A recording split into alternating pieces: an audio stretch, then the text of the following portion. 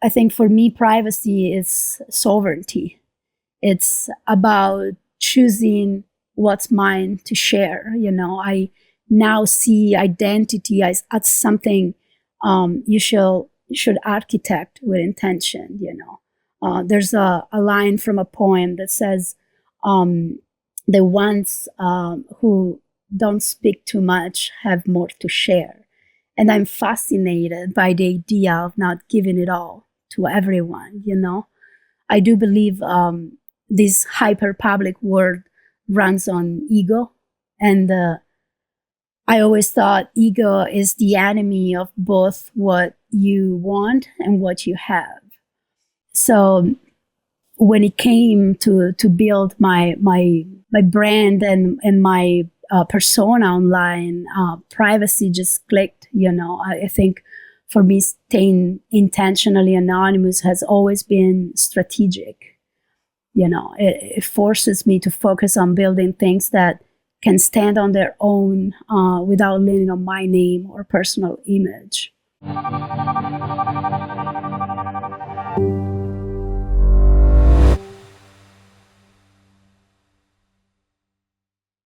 Thanks so much for coming on. I've been looking forward to having this conversation with you about topics that are very important right now as technology is evolving so much. There's a lot to think about in the realm of privacy. And also, you've managed to create this freedom-based lifestyle, and you built multiple businesses, and you managed to exit your business by, what was it, like age 31? Yes. Roughly. So congratulations. I think a lot of people try to chase early retirement, and you've actually done that, and you've done that very early.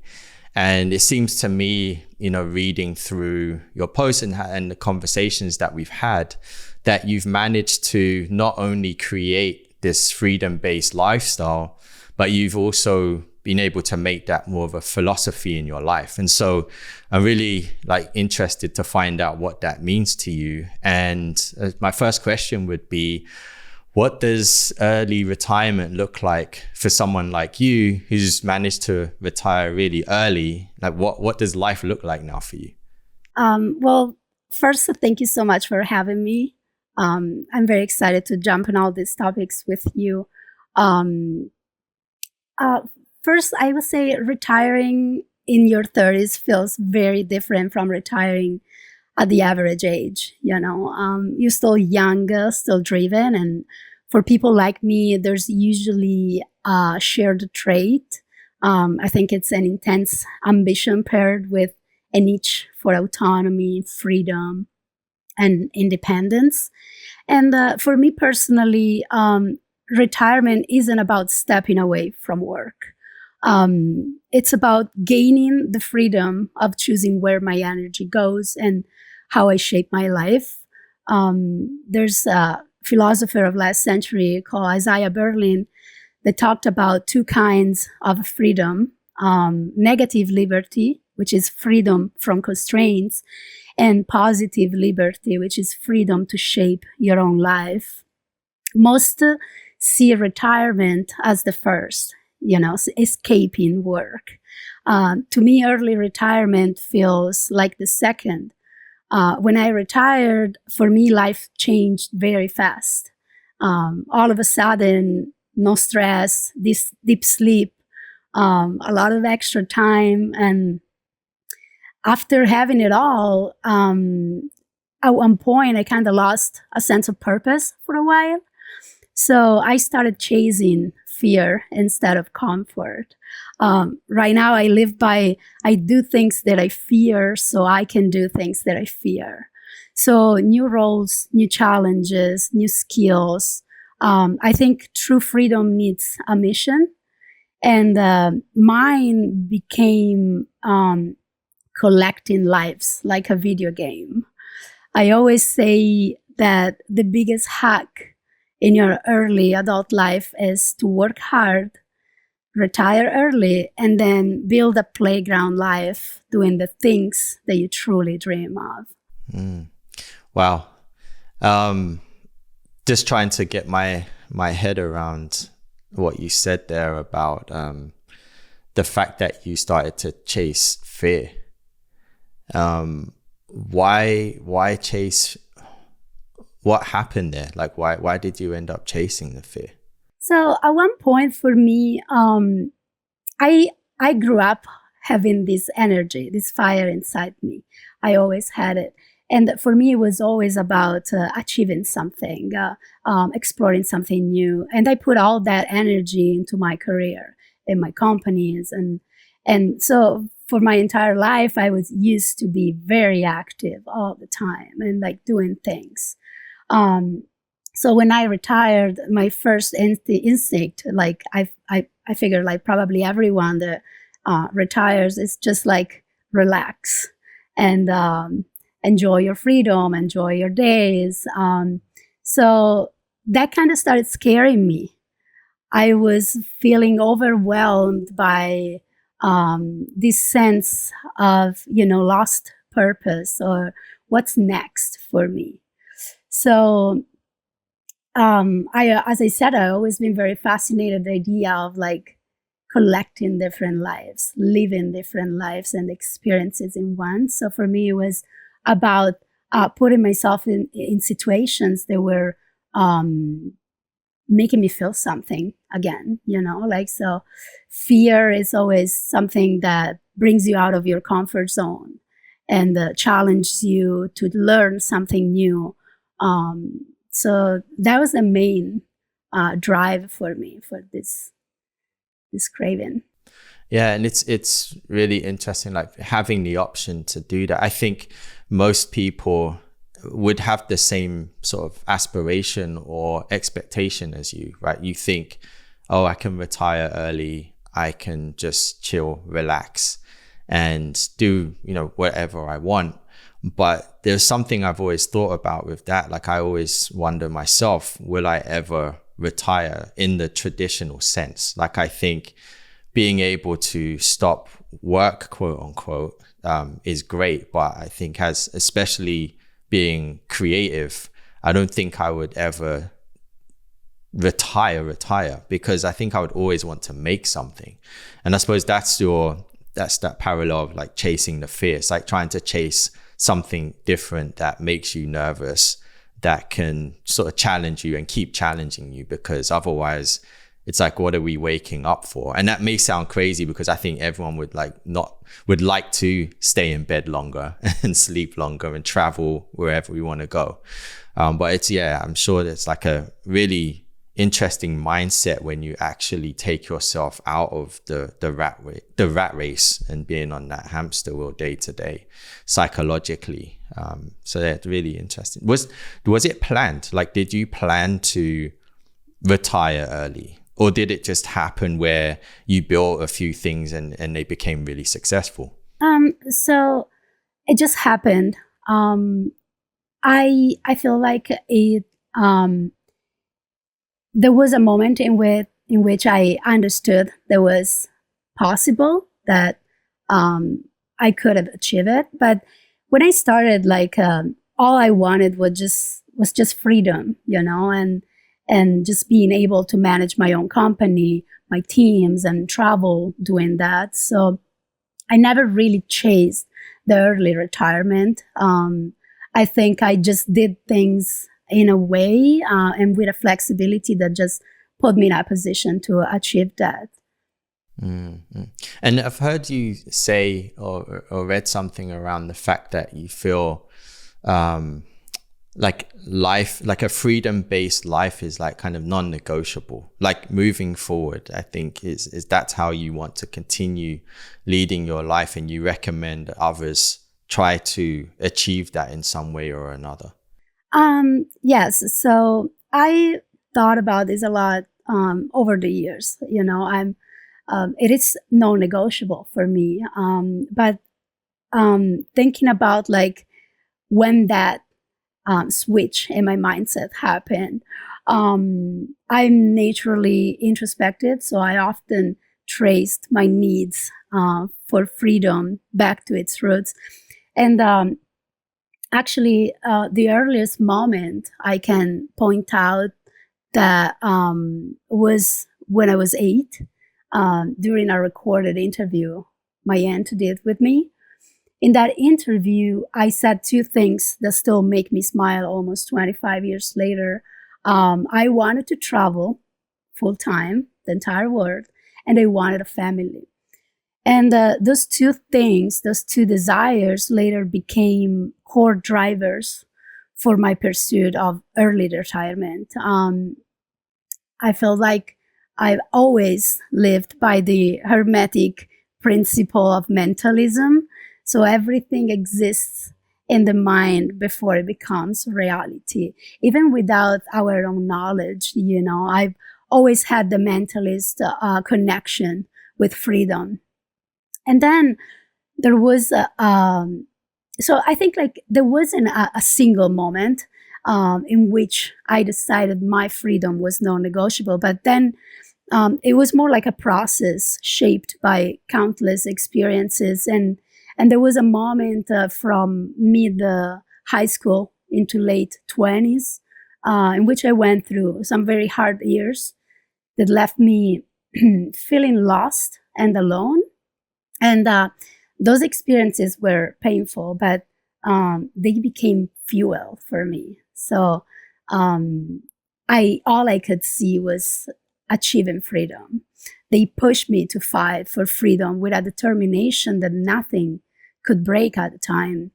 And I'm deeply proud of my younger self for keeping that fire alive through those dark years, and for using it as an engine to overcome and to build the life I have now. And that's why I protect my freedom so fiercely today. I know what it cost to get here.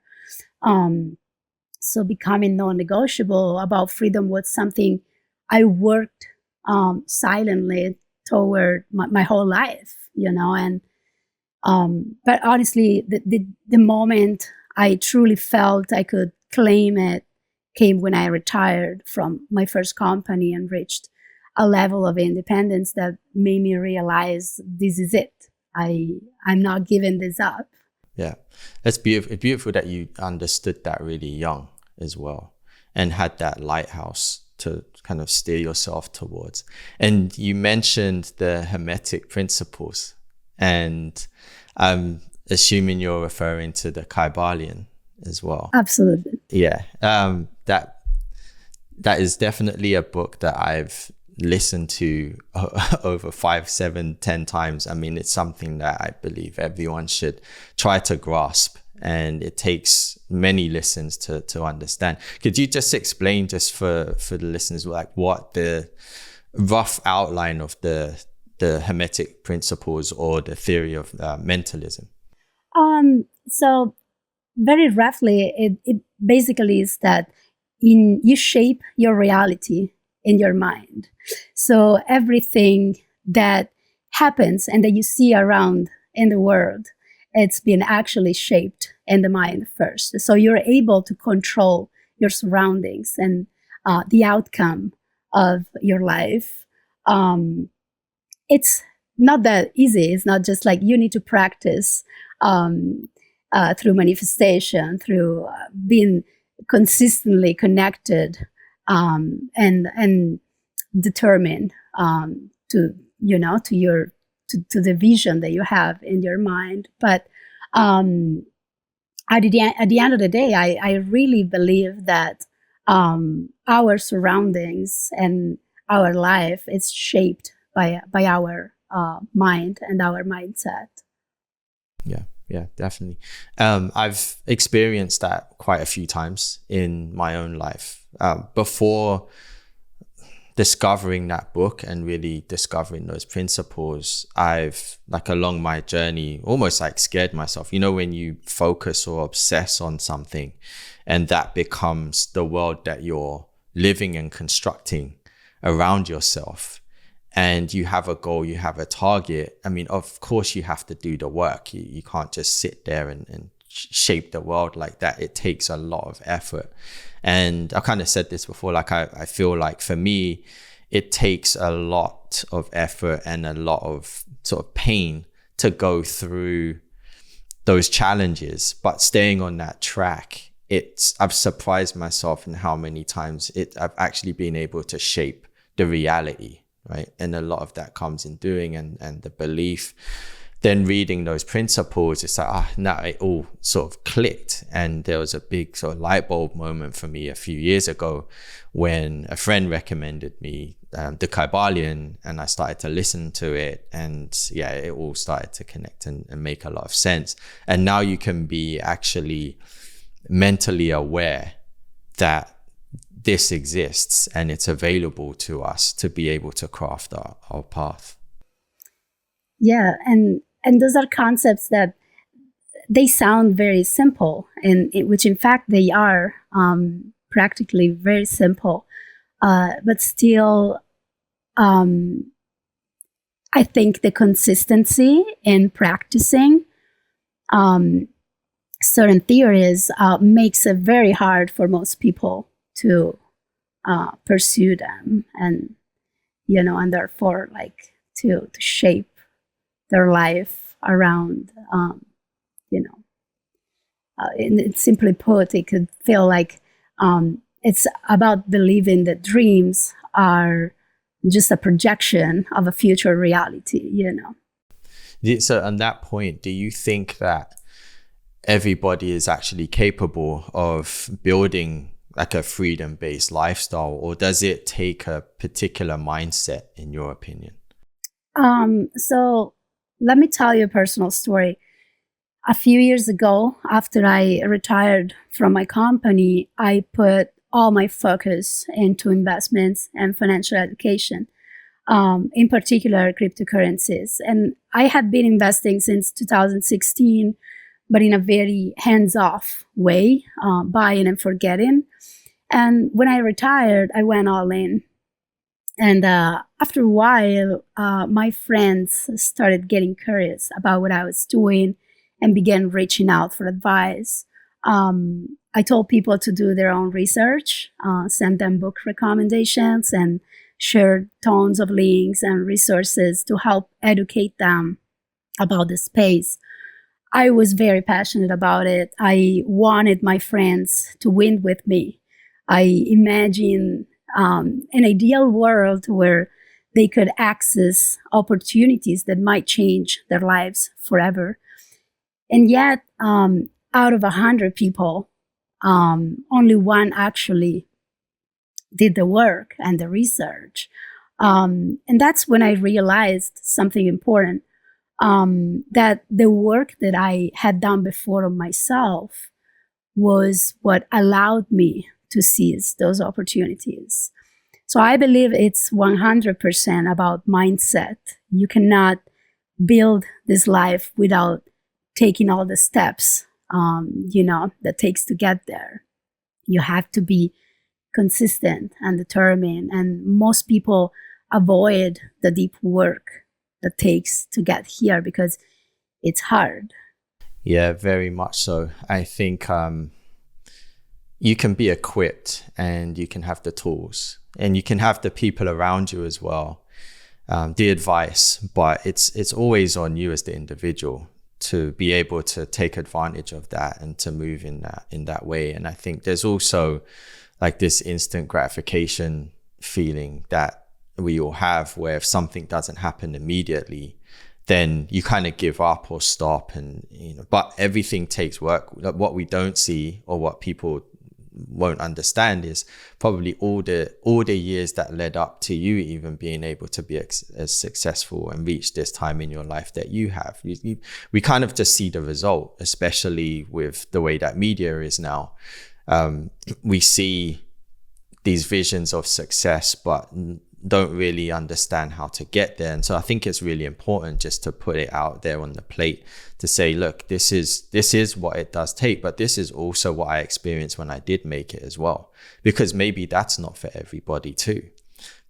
I think you realized that point where you still need to have some kind of passion and you still need to have a goal, even if you're able to exit the sort of reality that's been shaped for us, right? And then now you're able to shape your own, but you still need something that's your driving force. Absolutely. I also think people love the perception of security and stability a traditional lifestyle gives them, So most people hold strong beliefs about how life should be lived, and they defend those beliefs because they built their entire existence around them. I don't think most people even want freedom. They need the state to tell them what to do, how to think, and to fix their problems, But actually, ultimately, freedom is something you claim for yourself. And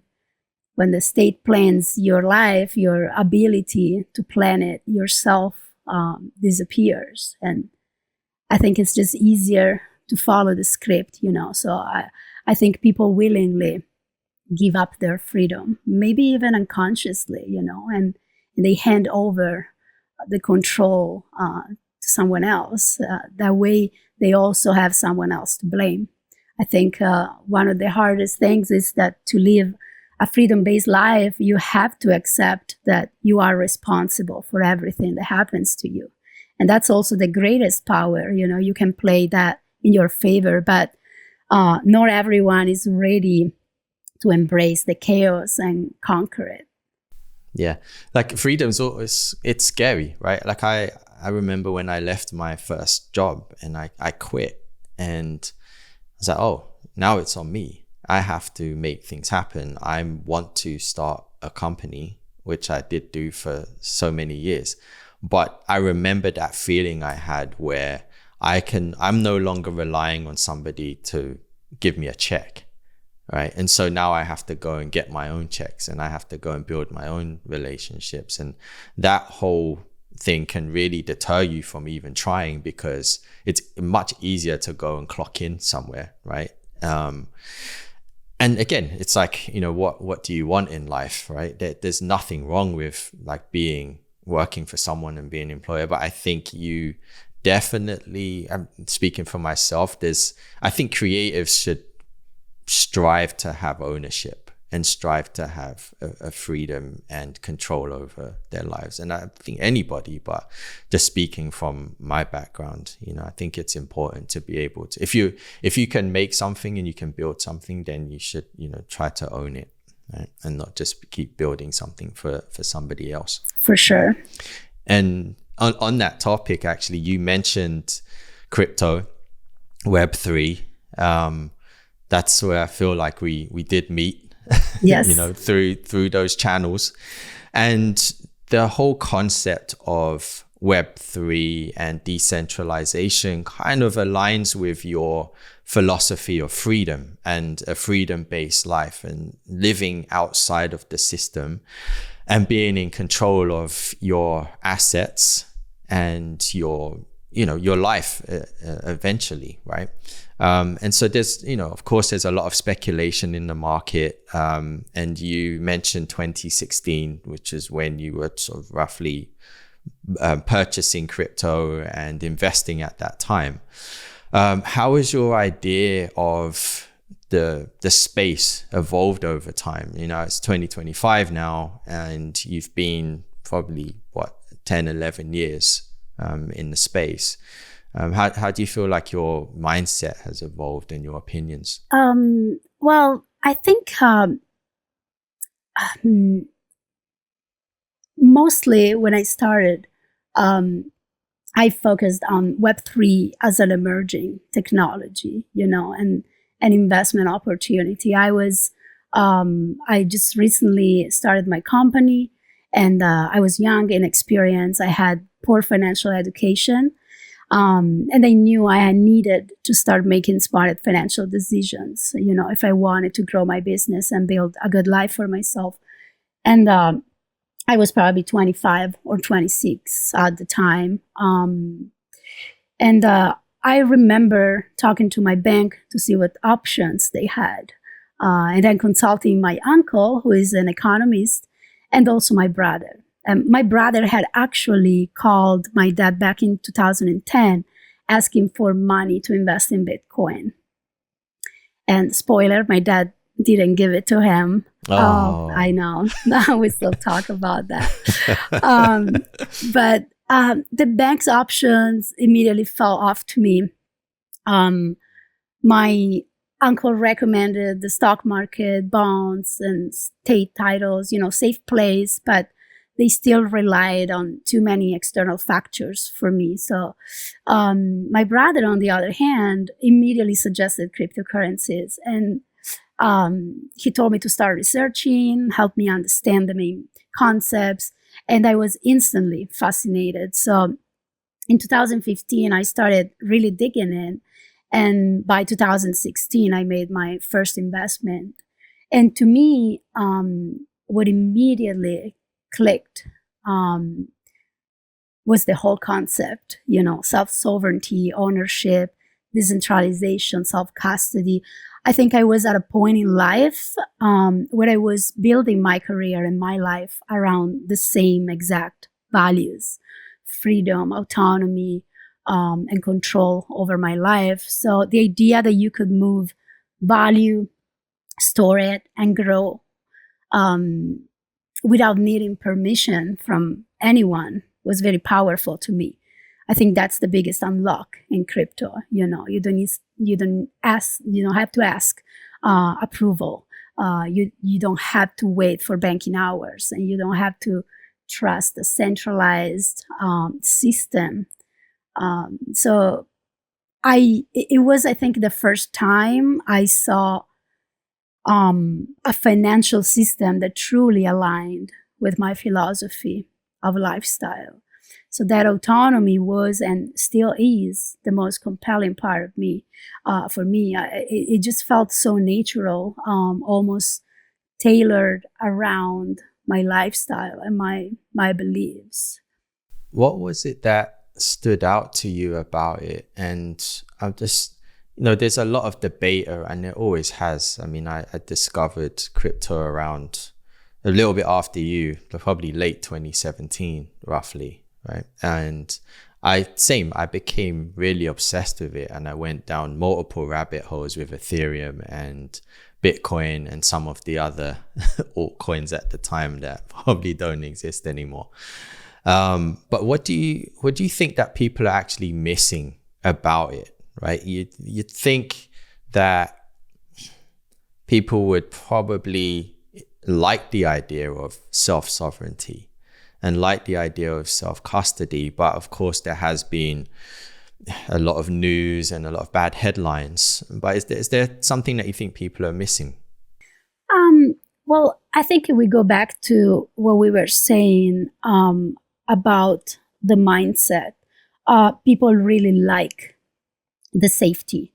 People really like to put responsibilities on others. So I think having their money in a traditional investment or in the bank kind of like gives them a peace of mind. I mean, we have to remember that with crypto, you have a big responsibility. You take all your responsibility for yourself, and for your investments.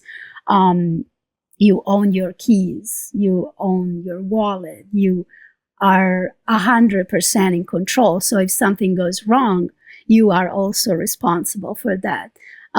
So I think people really appreciate the fact that they don't have to think about it, But I do think it's a limitation. I think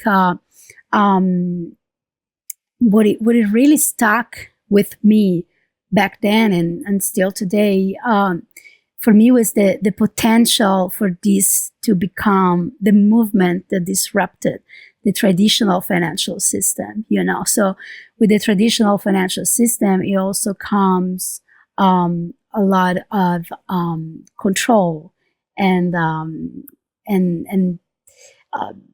a lot of controlled manipulation as well, So I think what people are missing is the basic concept that they don't need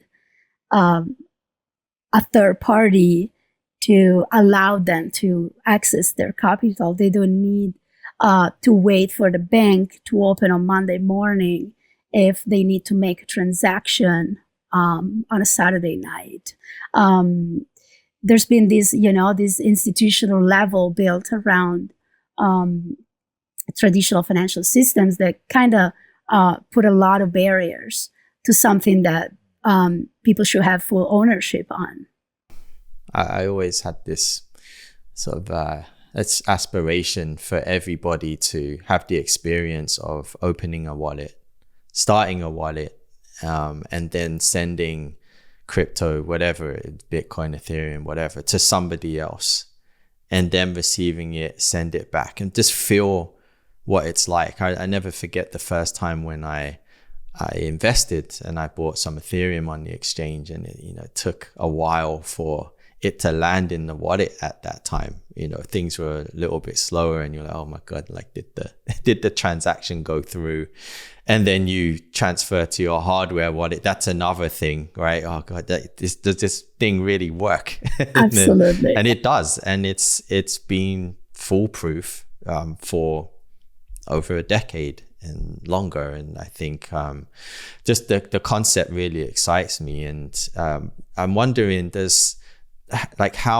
now does decentralization and tokenization kind of show up in your life currently and with what you're building? So they've been the underlying architecture of my companies for the past 5 years. Part of the framework that shapes how I build, collaborate, and distribute value lies on those concepts. In 2021, we launched a decentralized real-world products incubator, where the concepting and production processes were DAO controlled.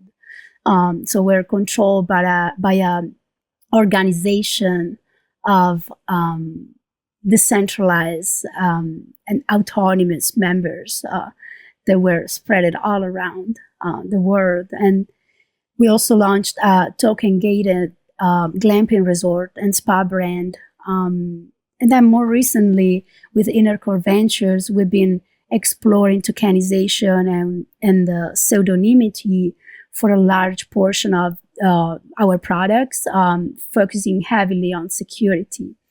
So I feel like in all my personal endeavors, I always make sure to nurture a culture that promotes those values. I feel it's always been essential that our systems are independent on a single point of control. We promote wide ownership, accountability, and collaboration across a truly global team. And I think that is key in all my digital businesses. I feel I've been collaborating for years with people across the world that I haven't even ever met in person or saw their faces. Yeah.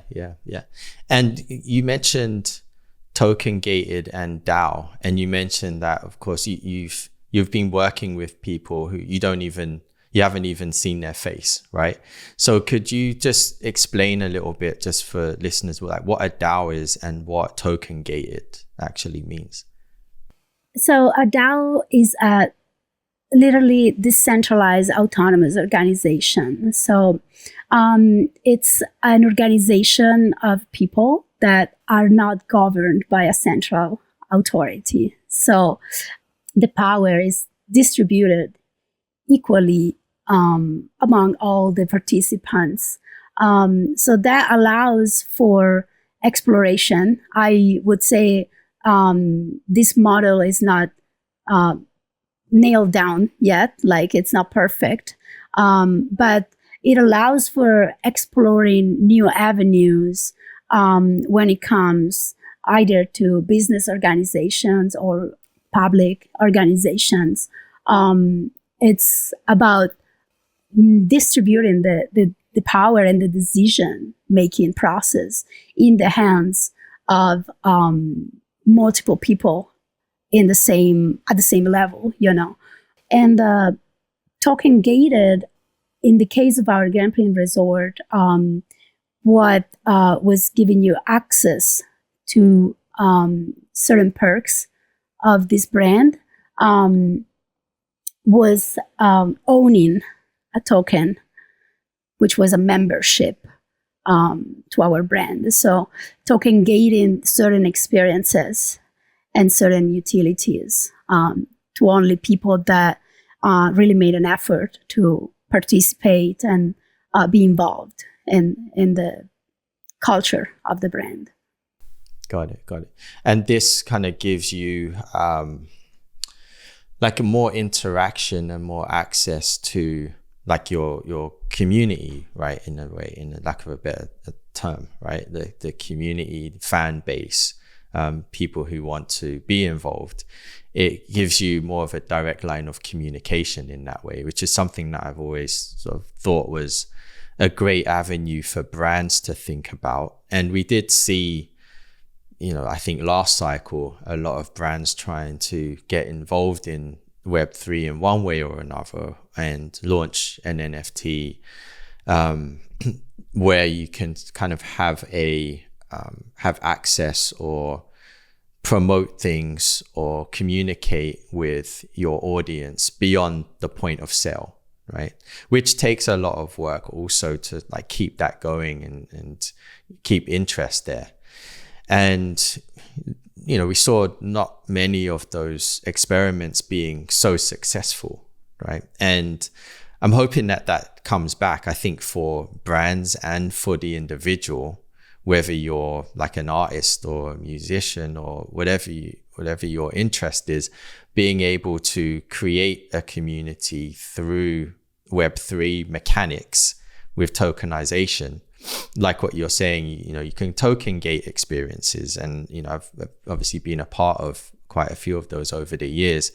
And there's something really special in that too, because you build an intimacy with your fan base or your audience. And so I'm just wondering, like, seeing what you saw also over the last few years, what do you think that people were maybe getting wrong about the space and how to actually achieve that?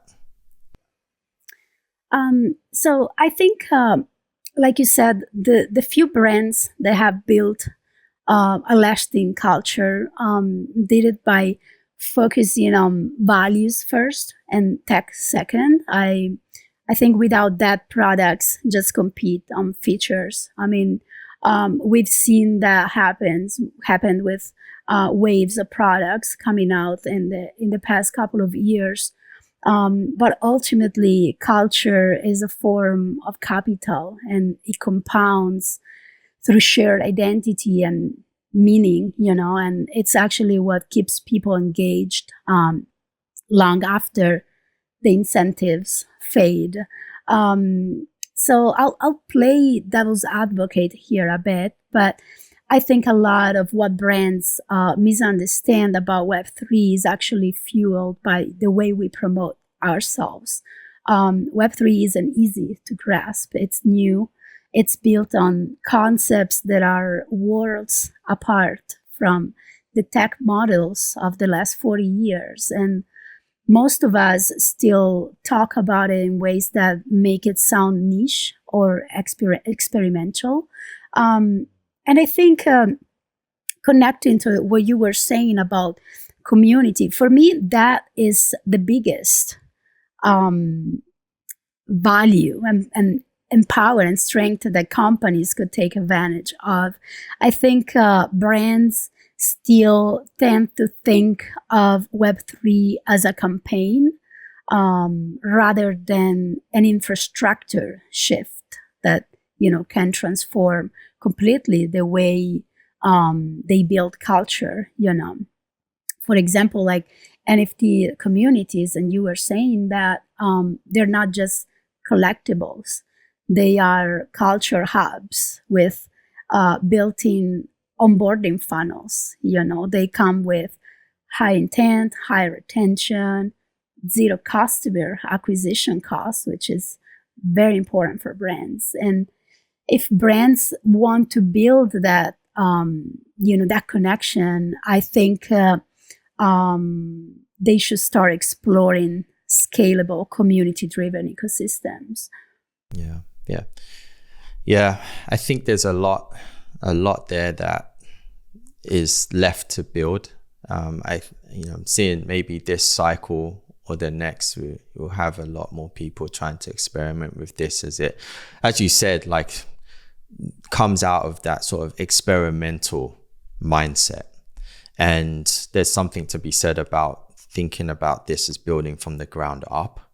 It's like we're seeing like companies now that are being AI first, like building with artificial intelligence from the ground up, not just tacking it on, like, as you said, as a campaign, which may not have as much longevity as it would as if you took it seriously and started to like reshape the infrastructure, and the very seed of what you're doing from the ground level.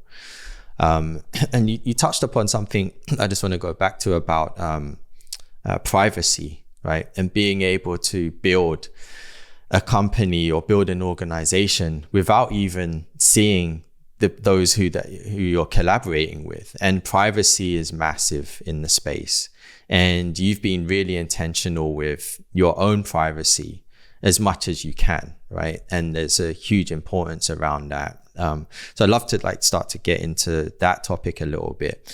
How do you sort of approach privacy and identity in like this really public space? I think like there's this feeling where you have to build in public, and a lot of people now want to show themselves and get their voice out there. So how does that tension play out in your life between privacy and sort of being a sort of public figure in a way, and having a voice in the space?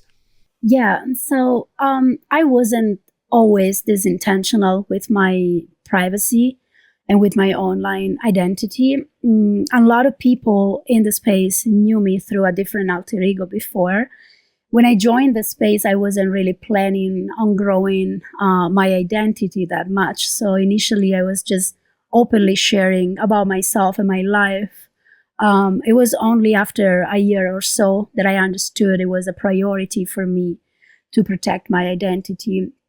And I think it's interesting how in a hyper-public digital world, if you create an alias or an alter ego, that simply becomes your personality. So to me, it wasn't really complicated to build a presence without full visibility.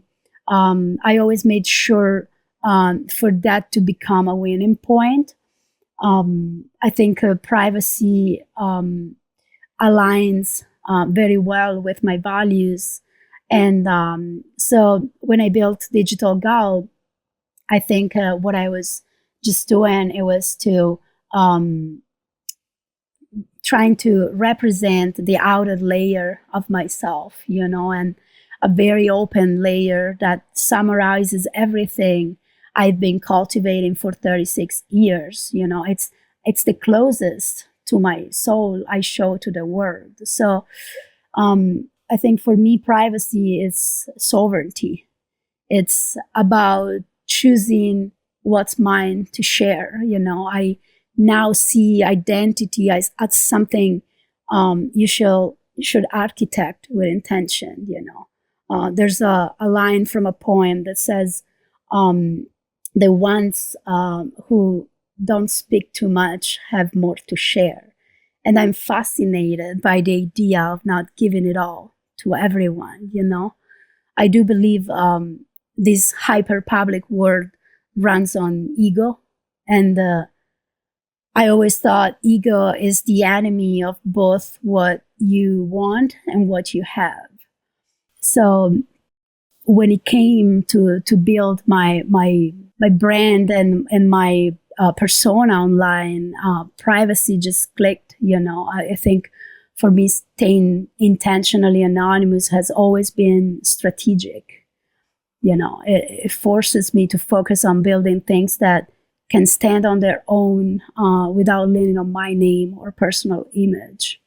And how do you deal with that? Because it's a really interesting sort of paradigm between your online persona and your physical persona, and the separation of the two or the embodiment of both of them. Like you said that your pseudonym represented that sort of outer core of yourself, right? And you felt more maybe free to explore what you wanted to speak about through your pseudonym. So how do you balance the two? Does it ever get like strange? I've got this pseudonym and then this is me in real life, and how do you resolve the two? I think I never really felt, there was like a serious tension between the two.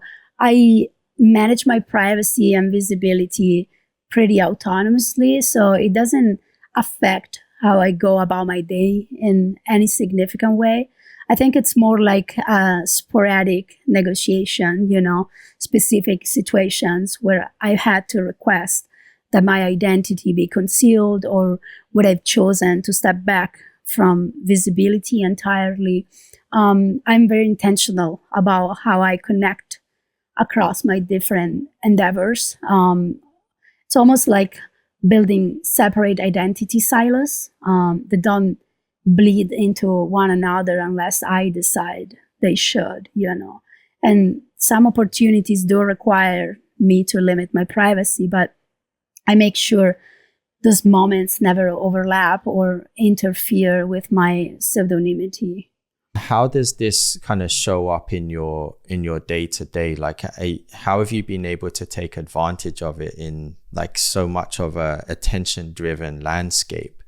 Do you feel like it's actually had a really positive effect on what you've been able to achieve? I do think so. Yes. I think staying anonymous comes with a much higher bar, but I think it's also more sustainable. I feel like if something I create thrives, it means the idea, the execution, or the value are doing the heavy lifting. I actually think that building a personal brand while staying anonymous can be a strength in the long run. I've always leveraged the ability to pretend I know less than I actually do. In my business life, that has always been a strategic move for me. There's always more you can add to something to improve your outcome. And for me, staying intentionally anonymous is closely tied to that concept. It's a bit like what Heidegger described when he reinterpreted the ancient Greek concept of aletheia, truth as unconcealment.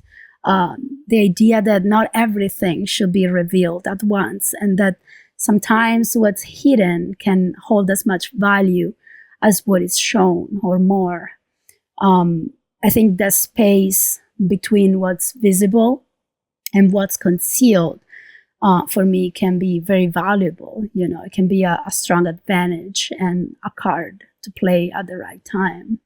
I think even the foundational concepts of that, like, revealing what you want to reveal at any given time and being in control of that, like with ID, for example, right? Like, you want to go into a nightclub, or you need to show ID in a restaurant if you're going to have alcohol, for example. And when you show your ID, there's a lot of information on that someone can see.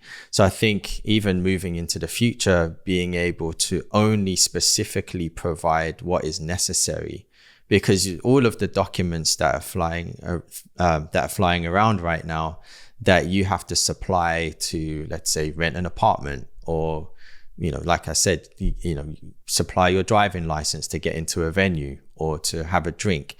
There's so much there that we're just giving away all the time, right? And so I'm hoping that there's some kind of mechanism that allows you to only provide what is necessary, which I think falls back into your whole pseudonym sort of concept, right? It's like you're showing parts of yourself that you choose to at any given time, in any given space, to whom you choose. And I think that's really important. 100%. I think people are starting to appreciate the ability to stay anonymous and use a pseudonym that doesn't require that constant energy that being public does, and the risk as well. So I think like managing a pseudonym can feel lighter, and it narrows the focus on what's actually worth sharing. There's actually a project, a Web3 project that comes to mind, and it's called World, which is pushing toward identity frameworks that prove you are a unique human without attaching WorldCoin, your right? full. Exactly, yeah. WorldCoin is the coin. Now I think they shifted their name just to World. But what they're doing, they're building this framework to prove you're a unique human without attaching your full personal profile, and they're doing this through an iris scan. They have a few locations around the world where you can go and just have your iris scan. It's recorded in their encrypted database. So that eliminates the need to show your ID, for example, to prove your age. You just show this encrypted ID, and that recognize you, and I think that's very interesting, that allows you to operate pseudonymously while still being trusted, which is one of the hardest things, or at least it was one of the hardest things to picture, looking at pseudonymity back in the day. Don't you think it's interesting? It almost seems planned, and maybe it was, but it's just really interesting to me that blockchain is being developed at the same time as artificial intelligence and all of the things that you have to consider with AI, right? Like the truth, being able to differentiate from what's real and what's artificially generated, right? And then now you have blockchain is like the solution for that, of proof of provenance, right? And being able to identify, like you were saying, like, okay, this person is registered as human, and how, you can carry that through all of your activities.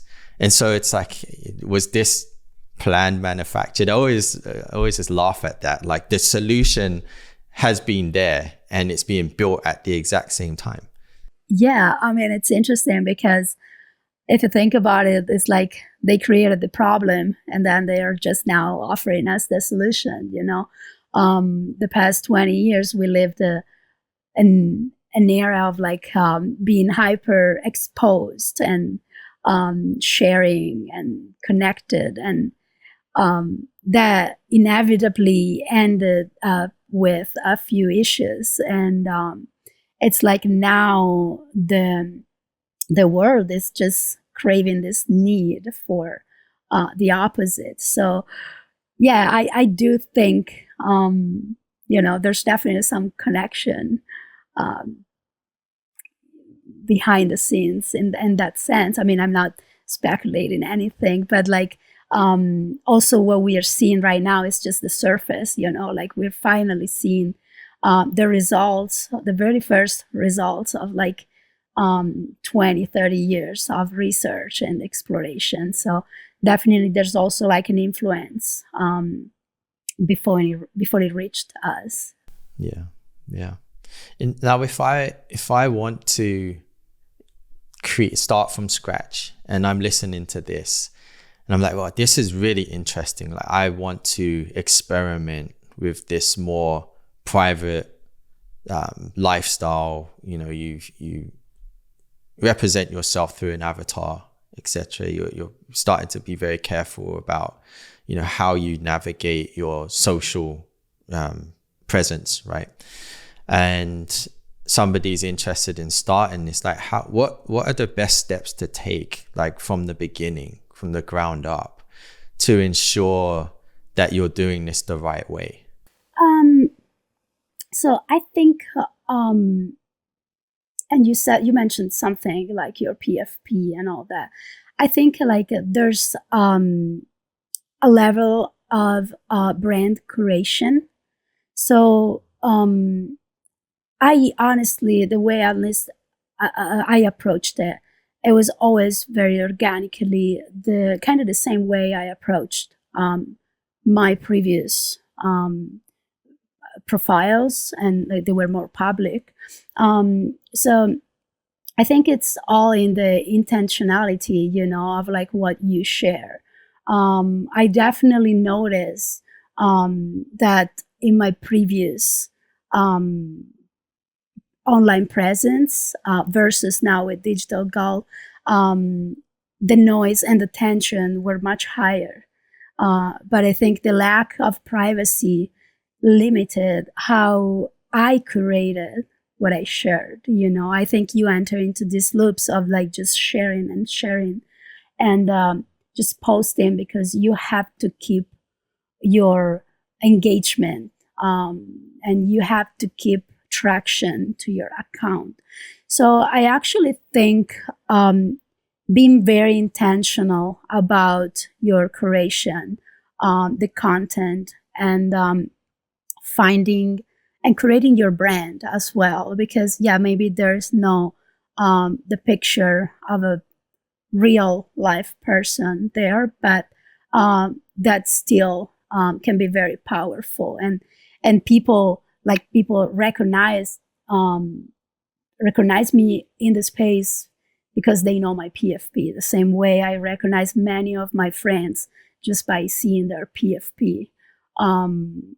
So I think it's in the intention, and just putting a lot of focus in curating things. And I think there's something really interesting when you do actually meet people in real life, right? Like I went to CryptoPunks event recently, and you recognize everybody online through the PFP. And then when you get into real life, you're like, oh, how do I know who is who? And so we're sort of sending each other in the Telegram group, okay, I'm wearing this, like this is my shirt, these are the shoes on, this is the cap I'm wearing, like, without sort of showing those who are really trying to protect their privacy and not obviously post a picture, right? They're just showing what they're wearing instead of their face, and you can just find each other in the crowd. And it's nice. It's like, of course, people respect the privacy within the community. So whenever we take pictures, we're probably going to put the PFP over their face as well, or blur somebody out. And there's people that were there intentionally covering their face too, which I think is also really good, especially nowadays where we're seeing a lot of problems with people being targeted in the space too. Well-known figures or family of well-known figures, you have to be really conscious of this, right? Especially at that level of success. Yeah, absolutely. It's actually interesting. My wife and I went to NFT NYC this year, and we weren't feeling well, and we were just stopping by at an event very quickly, and we really didn't have the energy to talk to people and meet people. So it was very interesting because nobody knows our faces, especially in that community, unless that, maybe there were nobody that I met before was at this event. So we showed up, we enjoyed the event for a half hour, and we bought some merch, and then we left. But there were a lot of people there that I talked to daily, and then afterwards I had to tell them I was there, but I wasn't feeling well. And the issues with the safety in the space, I think, there's a level of transparency and vulnerability that comes with working with crypto or being part of the crypto space, where your financial footprint can be traced. It's public. And, so I think for me personally, it became clear that I had to draw my own lines to avoid and preserve also the safety of my family. Yeah. No, and it's great that we have the means to be able to do so now, right? Which I think is really important. There's that strange sort of concept of it's private, but then, as you said, you can track people's financial habits like very easily. You know, if you don't have really good wallet hygiene, I mean, that's really important too. And a complete other topic, won't get into that right now, but just being really careful with every single footprint and breadcrumb that you leave online. It's something to be said about that too. So part of your lifestyle right now is being able to, I'm sure, work from wherever you want to work. A relatively new concept for most. I feel like that really got propelled through COVID and the ability, again, technology being there to save us, right? To have Zoom calls and conversations like this. So being able to work remotely is something that I think has improved. At least I can speak for myself, like my lifestyle, being able to be remote at least a couple of days a week. Can't really imagine going back to not doing that now. And you being someone who is, I'm assuming, fully remote, what to you, like, what does remote work done really well look like? So I come from a background in clinical psychology. So I always been very intuitive about adopting psychological approaches and theories into my trial runs. And over the time, the self-determination theory proved to be the most efficient way for me to run a remote first team, but only if you pair it with intentional leadership. So in psychology, this theory says that people thrive when three core needs are met. One is autonomy, so the freedom to choose how they work in this context. Competence, which is feeling skilled and capable. And relatedness, which is feeling connected to others and the mission. So for me, that's the blueprint for high performance and high satisfaction, especially in remote work. I always see remote work through the lens that location is a foundation of someone's life and directly affects their ability to give 100% of their talent. I always favored remote workers because, in my experience, they often have a better life balance, and that balance shows in their work.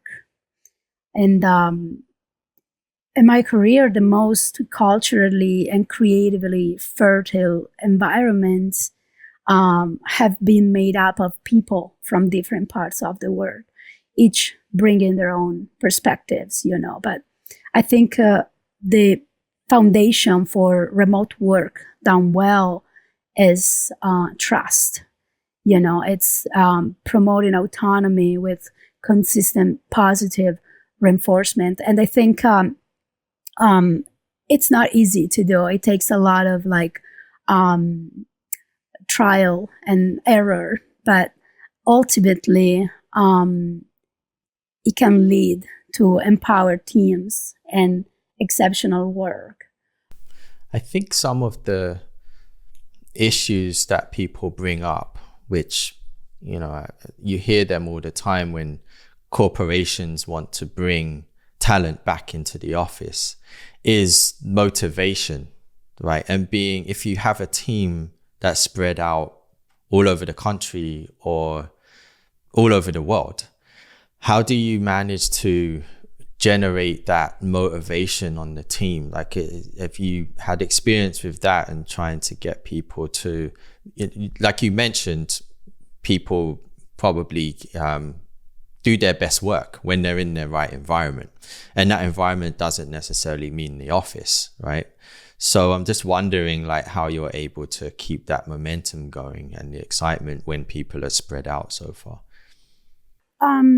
it might sound simple, but it takes connectivity. I always think in terms of human motivation first.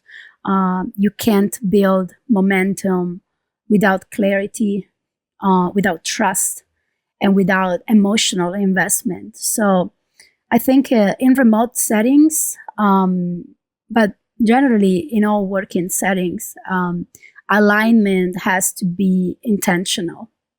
So everyone needs to understand the why behind their work, not just the tasks. Like we use often to just put the focus on what and when, but not really having open conversations and a culture that makes the why, the reasons, at the center of that. Then when it comes to like keep people engaged, I think a lot of it comes down also to the efficiency of the processes.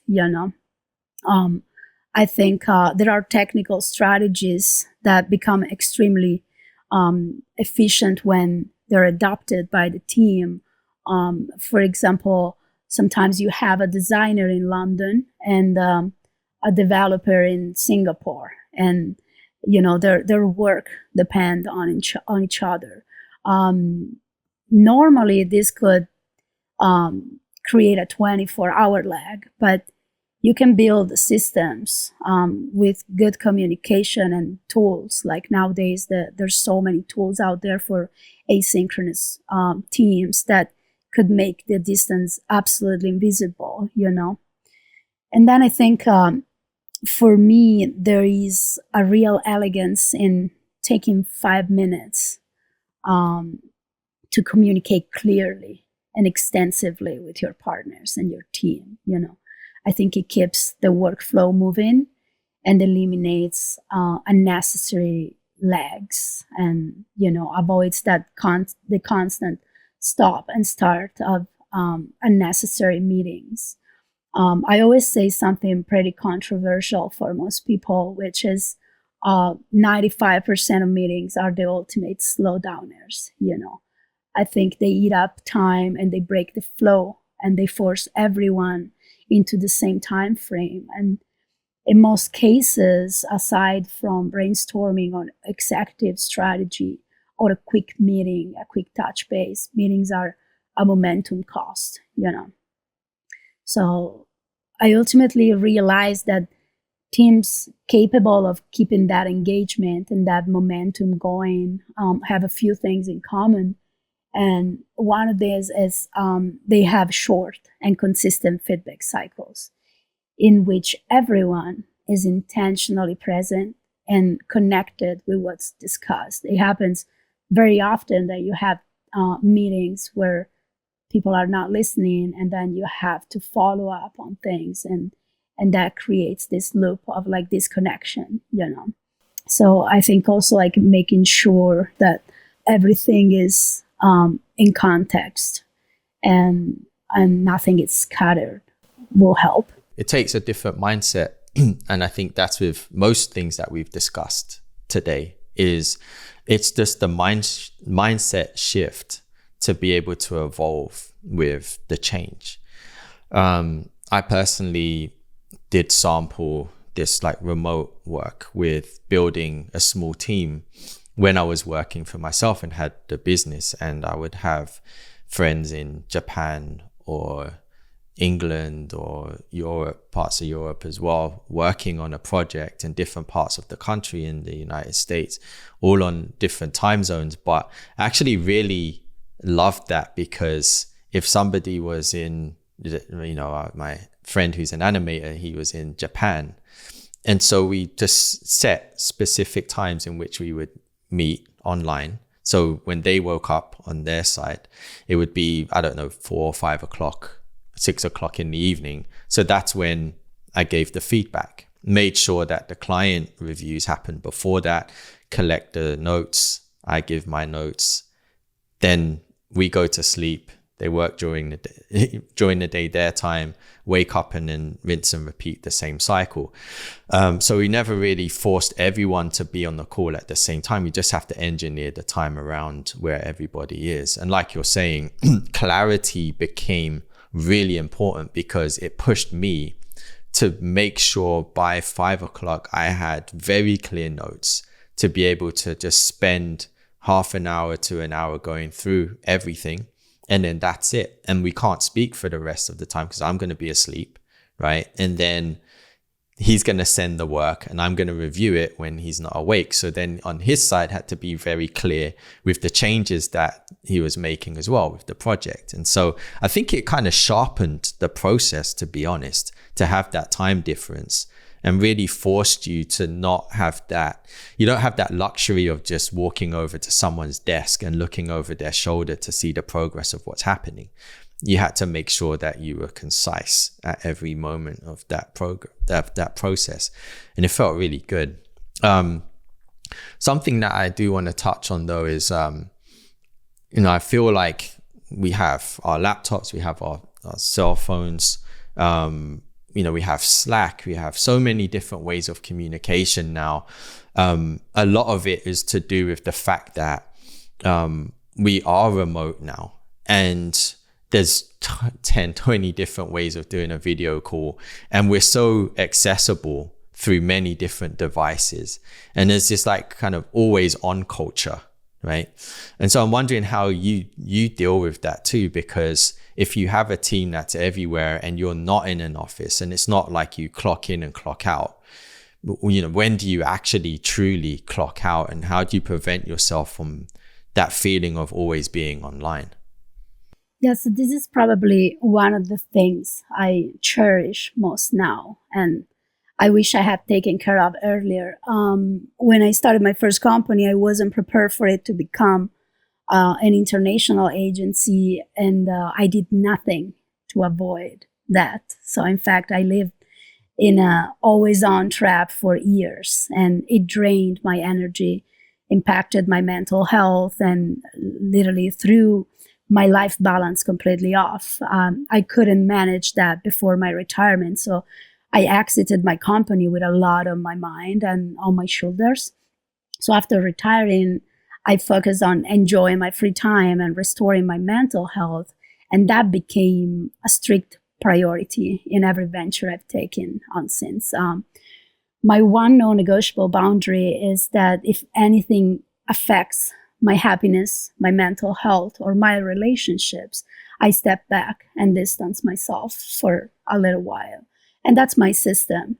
But I also feel right now I've reached a level of freedom where this is kind of like doing a weird effect on my brain. And I think like my mindset reversed so much that right now rigid rules around my lifestyle would be counterproductive, I think, for my well-being and for my mental health. So the main rule looks more like allowing myself the freedom to stay connected without boundaries and limitation. I almost reversed what most people do.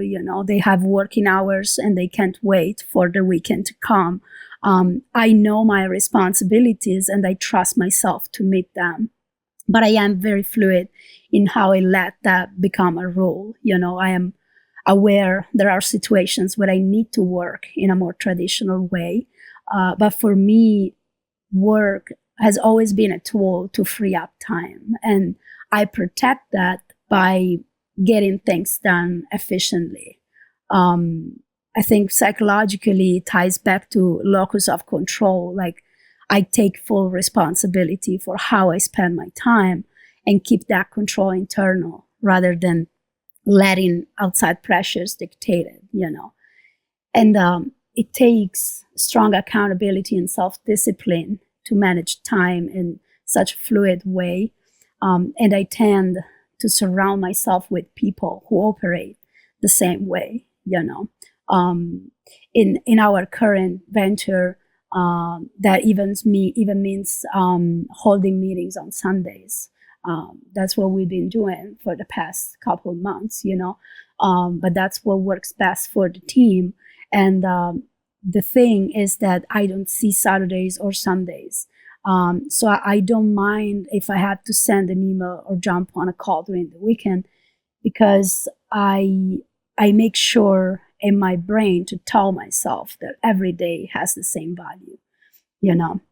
So it takes a lot of like work of kind of like allowing yourself the freedom to be more flexible. And that also allows me to, it allows my team, because I feel like that also extends to them when I work around them, that to understand that if I am not getting back, it's because I am busy, I'm doing something else. Of course, there are moments where there's some emergency or something extremely important. I allow myself to be connected to those moments, even if I'm doing something else, you know. So it's a matter of like keeping accountability and flexibility at the center. Yeah. And it's almost like a project-based lifestyle, isn't it? I mean, that's what it is. You don't have the sort of regular daily structure or the weekly structure or the weekends. It's like you have a project, you are in control over your time in terms of how that gets done. You have a deadline to meet, I'm sure, and you have a responsibility to meet said deadline or said milestone and communicate with those who are on that same journey with you. So then again, it just ties back into that autonomy, really, of having that control over how you get something done on your terms or the terms that you set up with the team that you're working with. And I think you said something important about alignment and having alignment with those who are on that same journey with you, and that foundational respect for each other and for each other's time. And I'm sure you're working with extremely talented people who you can also trust to get things done when they need to be done as well. And if they can't reach you, it's okay. Likewise, vice versa. You know that, by the time that you need to look at something, it's going to be achieved in the way that you've been discussing. Yeah. If you're thinking about like raising the next generation, right, which is more than likely growing up in this more freedom-based remote work lifestyle, technology is going to be far superior than what it has been over the last 10 years. I'm really interested to understand like what values you would sort of instill into those who are coming behind us, and what you would essentially want to pass on from your experiences back to those who are going to be sort of growing up in this landscape.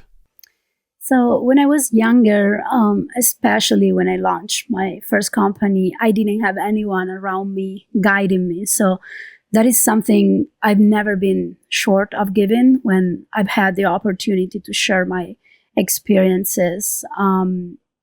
So for me, it became personal almost to make sure I help as many people as I can, or I try at least to mentor them.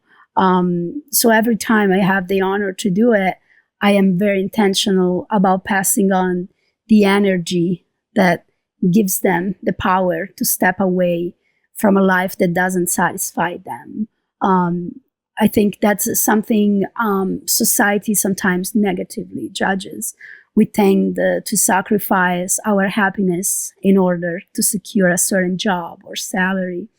Looking back, like when I quit my job many years ago, after working for less than 2 years, my parents were like, judging me for that decision. It was like, why are you going to leave this solid career and this certain salary for, unpredictability? But I think we need to start normalizing that stepping away from unhappiness or dissatisfaction or being undervalued is a power move, and it could be the beginning of a self-determination journey. So I think it's important that newer generations, but also all older generations, believe that their lives are in their control, that what they can imagine, they can turn into reality. And it's not magic, but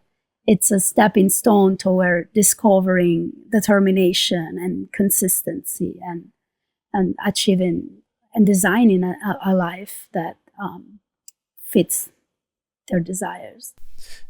How do you stay grounded in all of this? Like, there can be a lot of distractions, right? And mental distractions too.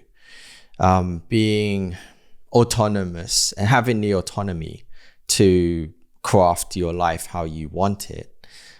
There's a lot of stresses that do come with that, obviously, right? Even just starting a company and going through that whole process, and being able to then have to navigate all of the conversations with those who you're building with, dealing with, your online presence as well. We know that can also turn into a pretty dark space sometimes as well.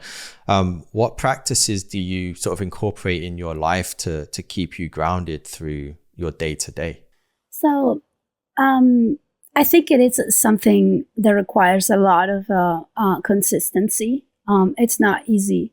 And I think my lifestyle, it's already designed kind of around having a certain life balance. And my wife and I are very intentional about reminding each other of what really matters. It's almost like we practice that intentionally. We keep habits and routines that help us stay grounded. And for me, it's about simple, repeatable things that keep me in check, Every morning, for example, my wife reads a page from the Daily Stoic, and we take a moment to reflect on it. I start most mornings with a quiet hour. I just like to go for a walk and, remind myself of the life I built, what I have, the things I have to do, the things I want to do, the desires I still have. And I think I put a lot of intention into that practice. I'm a strong believer that what you put out in the world comes back to you. So I'm very intentional in practicing that. I really work so I am at the best version of myself possible at the time to show up for the people I have to work with and the people around me. So it's almost like a daily practice, Yeah, it has to be. I think consistency is right. Like for myself, I feel like I need to, work out. I need to practice yoga. I need to keep grounded that way. I need to always sort of keep focused on how other aspects of my life are being adjusted or altered or compromised, right? And so when you feel like something is being compromised to a degree where you're losing control of it, what are those mechanisms that we can then bring that aspect of our life back into focus? And it's this constant sort of massaging, right? And I interviewed Chris a little while ago, and he was talking about work-life integration and that philosophy of trying to integrate different aspects of your life together versus trying to juggle and balance things. It's like, how can you curate a lifestyle that integrates all of these components together in a cohesive way, which obviously takes a lot of thought and a lot of intention. But just hearing that philosophy and way of thinking about your life, which I did hear a while ago when he was talking about that before, but I just wanted to focus on it in that interview. I think that's something that I try to definitely strive for as well. Like if there's topics that I'm really interested in day to day, I try to make sure, okay, if I'm working, like I hope that those topics kind of align with what I'm interested in. And then, with my partner, making sure that if there's any sort of traveling that needs to be done for work, and it's going to be over an extended period of time, at least send out the invitation and figure out ways in which maybe she could come or come for a few days, and maybe she'll be, it's all right, go by yourself, it's fine. But making sure that there's not a compromise happening there, right? Where your relationship is coming to a deficit because of what you're trying to achieve, and of course, one thing's going to sacrifice, and you do have to make those sacrifices. But I think there's ways in which you can incorporate it. I agree. I think it's the lifestyle and the mindset, how you approach things that actually shape and supports all things around, your workflows and your daily routine. So I really think like my life is already shaped in a way that I make sure all the things I do bring me a certain balance and and well-being. So that's definitely a different way to approach it, but it's very intentional and it requires some work for sure. Yeah, it's an evolution, right? It's constantly evolving and constantly experimenting with life. Absolutely, and that's what the freedom-based lifestyle is. It's never evolving, and having the ability and achieving the ability to adapt and adjust as it goes. And you speaking about freedom again, this is so central to your career and your life, and what I've sort of understood about you. And board agency, you sort of refer to as a freedom-based Web3 native consulting agency, right? And you incubated different businesses and consulted them on their lifespan. What was board agency, and how did you kind of curate this company as a freedom-based company as well? It seems like everything you do, you're sort of infusing this freedom-based philosophy into. Yeah, that is definitely central to the way I approach things. And I just think for me, it's important because I found a certain level of satisfaction infusing everything with this, like trying to keep the control central to my power, So the initial idea was that this will be an experiment for me. I just wanted to build a business model that was embedded in my lifestyle, with the lifestyle remaining the priority. So that's what I did. I built a freedom-based agency, which meant we were very selective with who we were working with.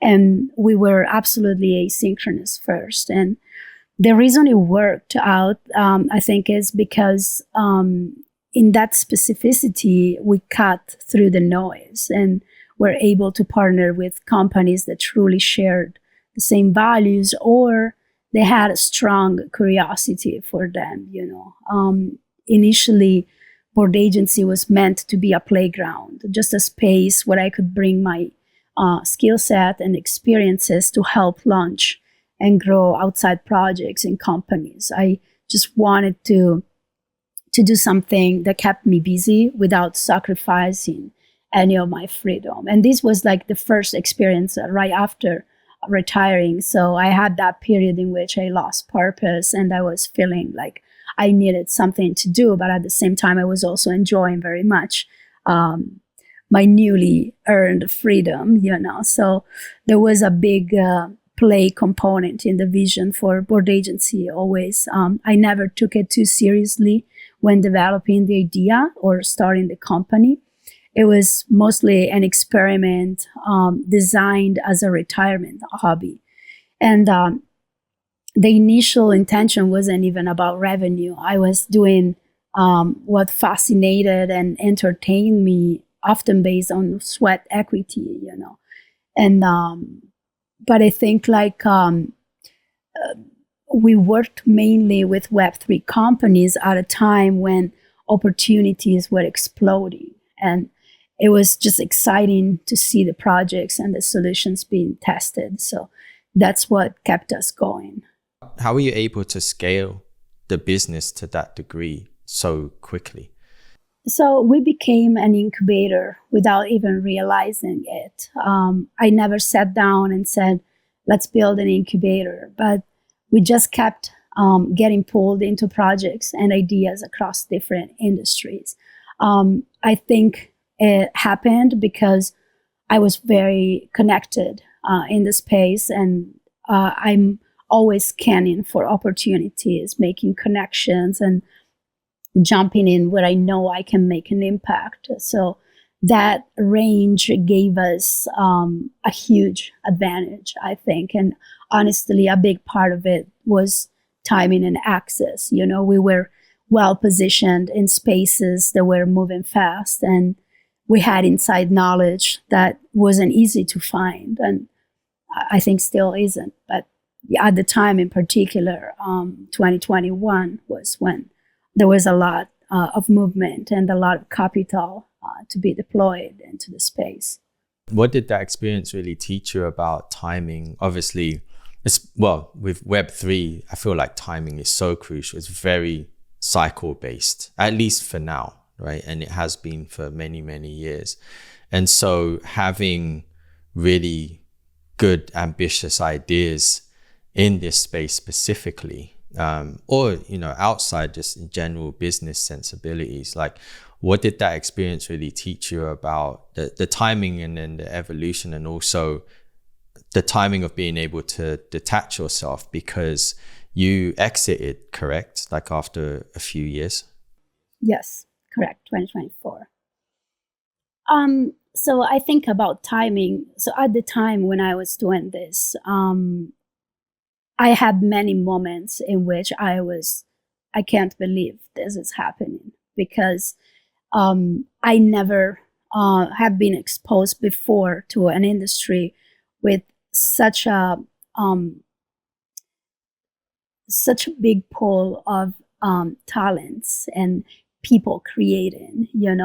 I feel like back in the day, I used to say that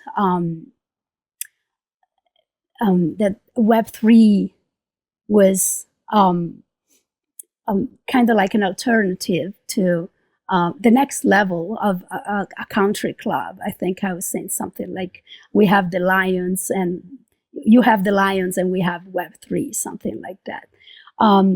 So for me, it was all new, and I was very impressed that I had this luck, this opportunity to be in it at a time in which it was extremely, opportunistic to be there. Like you had many possibilities to create connections, to build business and ventures. So it was a lot, and I think like that is something that now I'm bringing also in my other ventures, taking the opportunity. I think I try to focus on my past and like trying to identify if that happened to me before. Like I feel like when I was there in 2021, I was like, did I miss other opportunities? Like I've been in this situation before and I wasn't able to identify it. But I don't know. I think maybe a combination of the work I've done on myself and the growth and the experiences just put me in the right place, and I was able to identify that there was a lot of opportunity. So that was the main thing for me about timing, and I'm trying now to like be very aware of what is happening around, even in other industries, to just make sure that I don't miss anything. It feels like I don't know if our generation will have another opportunity like this.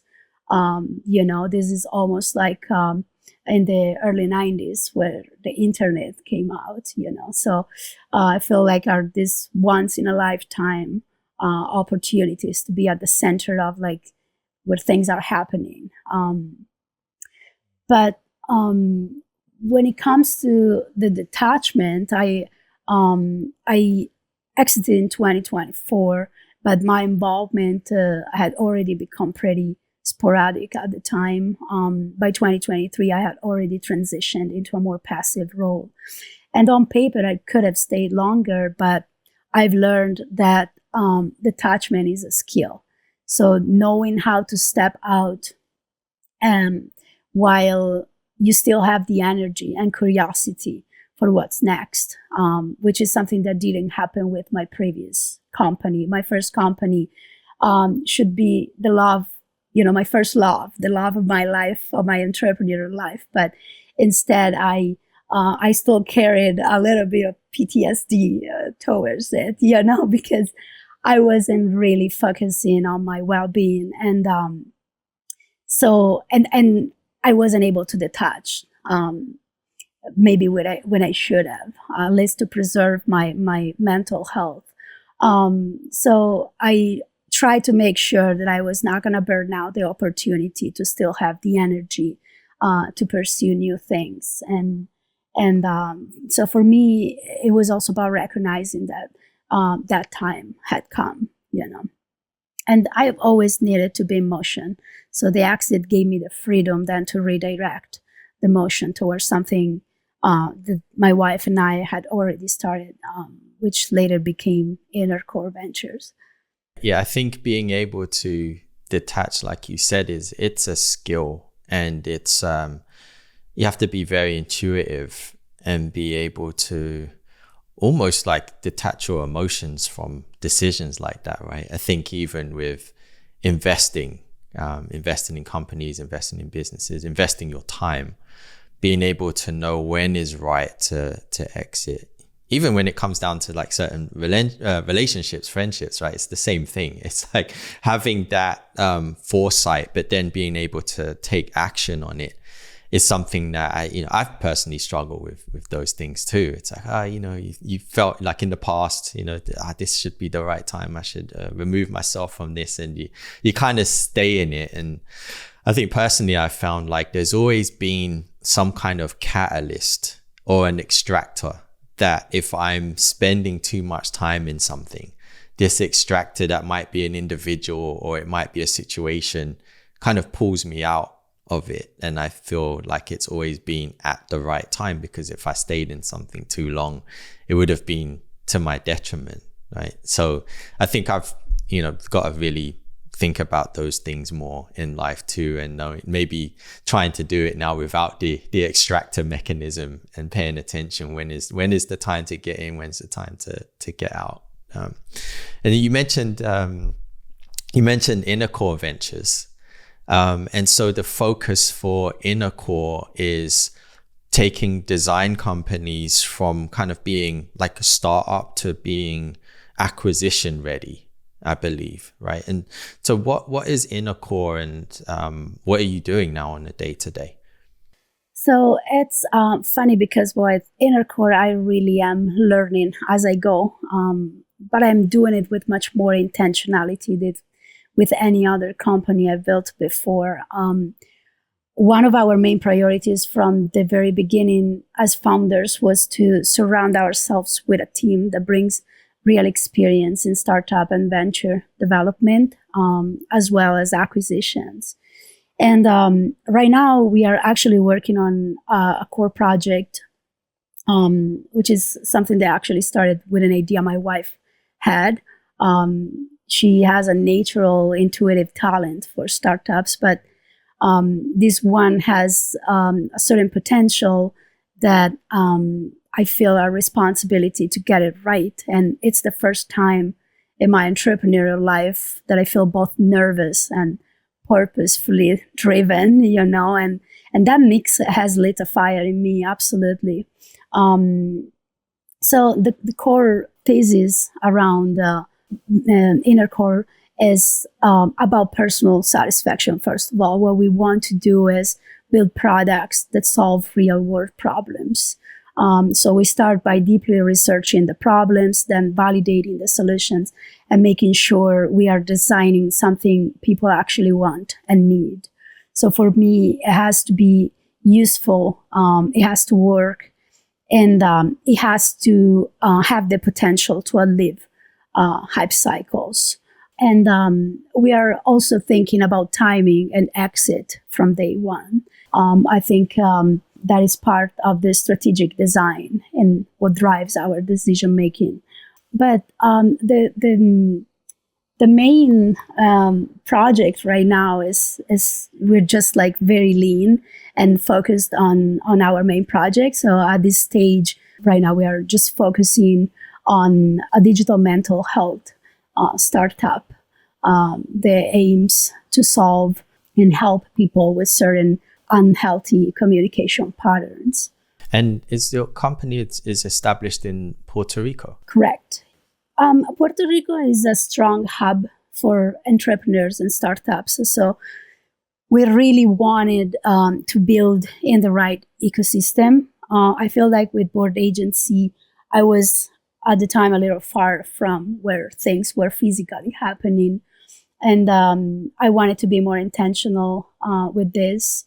I think moving to where things are happening and being surrounded by a culture of success, growth, and creativity really impacts your outcome. And on a more strategic level, Puerto Rico is one of the most attractive places in the world right now for building global companies. So for a venture builder, that means easier access to the right minds and resources, and all while operating in a place that supports our remote first philosophy and lifestyle. And also, I'm Latina, so for me, being in an environment that truly feels like home is key. And Puerto Rico is the first place in a long time that's given me that feeling. Yeah, back to that topic of being in an environment that helps you thrive, right? I think that's so important. Being in a culture and environment, when you step out of, when you close the laptop and you step out of the office or your home or wherever you decide to be, if you're working remotely, I think it's important that you're inspired by what's around you. And yeah, traveling's always done that for me. And, I'm thinking like for future, where is that base and what does that look like? Because you need to feel like you have the inspiration around you to be able to fully infuse with what you're doing. It goes back to that like integration, right? It's like if you're building something, why not be in a space or an environment where you're around like-minded individuals who are also building and inspiring you at the same time, 100%. We mentioned taking design companies or startup ideas to be acquisition ready. Now, what does that term mean for you, and what's the sort of work that needs to happen to create that acquisition ready sort of concept? So for me, it all comes down to building with scalability at the center from day one.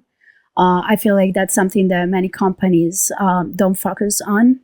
But scalability to me is effective when you make it part of your planning and your structuring from the very first day, and it also it comes down to building companies where when they grow, they don't require a proportional increase in time, in capital, or people. So it's about having systems and processes that can handle demand surges without breaking, and that don't require a full rebuild if someone wants to acquire the company. And thinking about like the culture as well. because you can build a successful company, but also you need to think about the culture that's being built around the company also, and the values. So there's one thing being acquisition ready in terms of like financially, right, and getting the infrastructure correct for the company, but how do you focus on the culture as well? Like, and how do you prepare a company to be acquired, but also retain the culture that's being built in there so that it can thrive and continue? Internally, as Inner Core, we are a remote first company. And for me, the culture we're building, at least for Inner Core itself, is all about creating a space where people with big dreams can actually bring them to life. We are an interconnected collective of minds right now who want to build big things. And I think the main priority is making sure everyone feels ownership in what we do and bring a strong and driven visionary energy to the team. So ultimately, right now, the culture comes down to the quality and the kind of people we are bringing in. When it comes to the ventures that we are building, right now, we are focusing in consulting. We're consulting for a company that is building a hub for families and institutions that have patients with speech pathology difficulties. So when it comes to that, and when it comes to our personal venture, I think like the culture itself is in the meaning of the product that you want to bring out, to the world. So for us, there's always this intentionality in building products that help people. So what we try to do is to be intentionally connected, building communities around. We talked about like brand building a little bit earlier, and how communities and those kind of ecosystems can help. So we are really focusing a lot in building a culture where the user is also an active participant and can feel ownership over the product that we are providing. Yeah, I've just listening to you speak over the last like hour and a half or so. Just for somebody that has been able to, sort of start to live life more like by your own rules, right? And you've been able to, as you said, like, exit the business, exit companies that you've built, and kind of craft your own path and have this freedom. And I just think that I just want to say, I think it's really beautiful that creativity is still alive in you, and that passion is still there to want to continue to build something. And you speak with so much passion around what you're doing right now. And coming into this conversation, you never know, like somebody who is completely, as in many people's eyes, reached their level of success that only so many people can dream of, right? To be able to actually say, well, what do I want to do? And how do I want to now take control of my life? And so seeing that creativity and that spark and that energy in both you and your partner, it's really inspiring to think about, right? And it just makes me think at the end of my sort of my journey to always keep an eye on what's next, and to always have some kind of target or lighthouse or goal that we're moving towards. Because ultimately, even when I think what my takeaway from this conversation is, when you think that you're done and you've achieved a goal, we're still going to just go and make up another goal, right? We're still going to make up something else that we want to do. And so I'm not sure if there's any sort of truth necessarily in, okay, you retire and that's it. I'm going to go and sip some margaritas on the beach all day, and that's that's my life. So yeah, thank you for really speaking about your journey in this detail, because it's been a really big eye opener for me, and thinking about how I can start to incorporate some more of this like freedom based philosophy in my own life and try to, shape my own identity as well.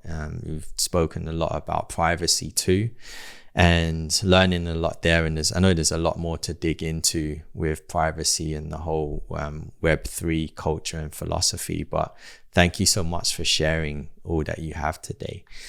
And I have a question that I ask everybody. And for you, it's how do you sort of, or what's the essence of being a professional creative in the space that you're in, right? And right now it's like you're in charge of exactly your own sort of footsteps in your own path. And so what does being a professional creative or mentor or advisor mean to you today? So first of all, thank you so much. It was a pleasure for me to be here and get to talk about things that sometimes maybe I haven't even thought about myself. So it was very interesting to push myself and dig into some of the answers. So thank you for the opportunity.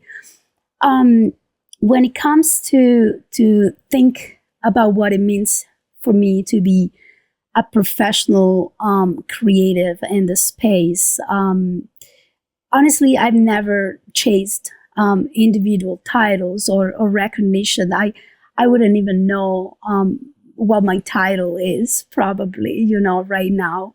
I think ultimately in this world, we are all irrelevant. No one is more important than the others, and there's no real harmony in life if we're not using our talent for good. And I think my ability is to ignite a fire in others. And that to me has always been kind of my purpose and the purpose of my creativity and my leadership and the roles I've taken on. So I think for me, that means making the people around me feel good and feel comfortable, and motivating them to do the best work they possibly can. But most importantly, something I really care about is helping them unlock their potential. I think there's so much potential out there, and too little opportunities for people to be put in the right environments and in the right position to take full advantage of it. So that's definitely something I really care on, keep doing and doing. What does play look like for you? So I think for me, it's being connected with my childhood self, my younger self, the dreams that I had and the dreams that I still have. I think I'm super stoked about the idea of living multiple lives. So I think in all spheres, I really cultivate many passions and multiple interests within myself. I have all these different things and passions and hobbies scattered around my life that keep me alive and excited outside of business. And they're also very disconnected one from the other, I love DJing. I'm a writer. I'm an art and wine collector when my wife doesn't drink at all. And I have a passion for incredible food experiences. I'm dedicated to studying longevity hacks and biohacking. I build random traditions with my wife that are totally made up, and we just celebrate. So I think my life is not linear, and I'd get very bored if it was. So for me, I think today at this stage in life, the flexibility and the accessibility that my life and my freedom give me are my play. I just literally play around to explore new things and make a trip just for, to go try a restaurant and sit on the beach for hours and just stare at the waves. I think like having the opportunity to just like exploring and kind of take a little bit of those multiple lives that I really like to collect. That's probably my play. I'm going to write a note down about that. Multiple lives to collect. I love that. And so, yeah, it's very beautiful. And thank you for sharing that, because I know a lot of that's very personal to you. And it's just been, like I said, you're an inspiration. And I really do appreciate you taking all of the time this morning or the evening for you to go through all of this with me. And I'd love to know where can we find you online? I know you've got the privacy thing going on, but is there anywhere where we can actually find you online? Yes. So my main channel and place for connection digitally, like everyone else in the Web3 industry, is X. So everyone can find me on X looking for digitalgal.eth. Spelled DGTLGAL.eth. And yeah, that's where people can find me. But also, Simon, I really wanted to say thank you so much for having me here. I know we tried to do this. I really wanted to connect with you, and this has been really fun, and I really enjoyed chatting with you. So. And I'm a huge fan of what you're doing. So keep doing it. Oh, thank you. I will try. I'll try to keep it up. And thank you again. And yeah, likewise. I mean, I've been really looking forward to having this conversation. I'm glad that we could make it happen. And thanks for making it happen on your trip out there as well. I know you took time out of your vacation time, so I really appreciate that. Of course, no problems at all. That's been very fun. Yeah. And we'll reconnect actually on some of these hermetic principles. I think that could be a whole episode to talk about that. And just not many people I come across actually speak about that or are aware of that. So it's definitely perked my ears up when you mentioned that. Of course. Yeah. I'd love to. So I'm very open to do that whenever you want. Thank you. All right. Thanks again. I appreciate the time.